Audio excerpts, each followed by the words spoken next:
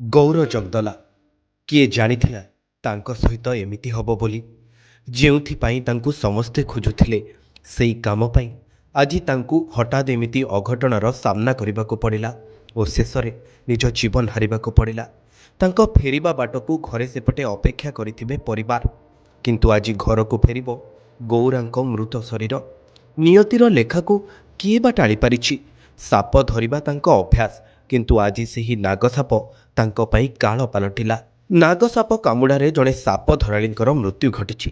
ସୁବର୍ଣ୍ଣପୁର ଜିଲ୍ଲା ବୀରମହାରାଜପୁରରେ ଘଟିଛି ଏହି ଅଘଟଣ। ମୃତ ସାପ ଧରାଳୀଙ୍କ ନାଁ ଗୌର ଜଗଦଲା। ସେ ମେଣ୍ଢାମାଳ ଗାଁର ବାସିନ୍ଦା ଥିଲେ। ଚମ୍ପାମାଳ ଗାଁରେ ଆଜି ଜଣଙ୍କ ଘରେ ସାପ ପଶିଥିବା ଖବର ପାଇ ସେଠାକୁ ଯାଇଥିଲେ ଗୌରା ଜଗଦଲା। ସେଠାରେ ସେ ସାପଟିକୁ ଧରିବାରେ ସଫଳ ହୋଇଥିଲେ।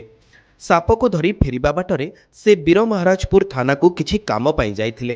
ଥାନାରେ କାମ ସରିବା ପରେ ଉପସ୍ଥିତ ପୁଲିସ କର୍ମଚାରୀ ଓ ଅନ୍ୟ ଲୋକଙ୍କୁ ସାପଟିକୁ ଦେଖାଇବାକୁ ସେ ଆଗ୍ରହ ପ୍ରକାଶ କରିଥିଲେ। ସେଥିପାଇଁ ସେ ପ୍ଲାଷ୍ଟିକ ଡବାରେ ଭର୍ତ୍ତି କରି ରଖିଥିବା ସାପଟିକୁ ବାହାର କରିଥିଲେ। ଲୋକଙ୍କୁ ଖେଳ ଦେଖାଇ ଗୌର ଜଗଦଲା ପୁଣି ସାପଟିକୁ ପ୍ଲାଷ୍ଟିକ ଡବାରେ ଭର୍ତ୍ତି କରୁଥିଲା ବେଳେ ସାପଟି ତାଙ୍କ ହାତକୁ କାମୁଡ଼ି ଦେଇଥିଲା। ଥାନାରୁ ଜଣେ ବ୍ୟକ୍ତି ତାଙ୍କୁ ବାଇକ୍ରେ ସୋନପୁର ଡାକ୍ତରଖାନାକୁ ନେଇଯାଇଥିଲେ, କିନ୍ତୁ ସେଠାରେ ଚିକିତ୍ସାଧୀନ ଅବସ୍ଥାରେ ତାଙ୍କର ମୃତ୍ୟୁ ଘଟିଥିଲା। ଗୌର 15 ବର୍ଷରୁ ଅଧିକ ସମୟ ହେଲା ଲୋକଙ୍କ ପାଖରୁ ଖବର ପାଇ ସାପ ଧରିବା ପାଇଁ ଯାଉଥିଲେ। ବିଷଧର ସାପଗୁଡ଼ିକୁ ଉଦ୍ଧାର କରି ଜଙ୍ଗଲରେ ଛାଡ଼ି ଦେଉଥିଲେ, ହେଲେ ଆଜି ନିଜ ଅସାବଧାନତା କାରଣରୁ ତାଙ୍କୁ ସାପ କାମୁଡ଼ି ଦେଇଥିଲା।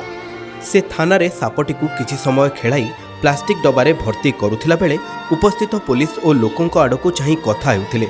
ଆଉ ଠିକ୍ ସେହି ସମୟରେ ସାପଟି ଡବାରୁ ବାହାରି ତାଙ୍କ ହାତର ଆଙ୍ଗୁଠିକୁ କାମୁଡ଼ି ଦେଇଥିଲା। ସୂଚନା ଅନୁଯାୟୀ ଗୌର ସାପ ଧରିବାକୁ କୌଣସି ତାଲିମ ପାଇନଥିଲେ।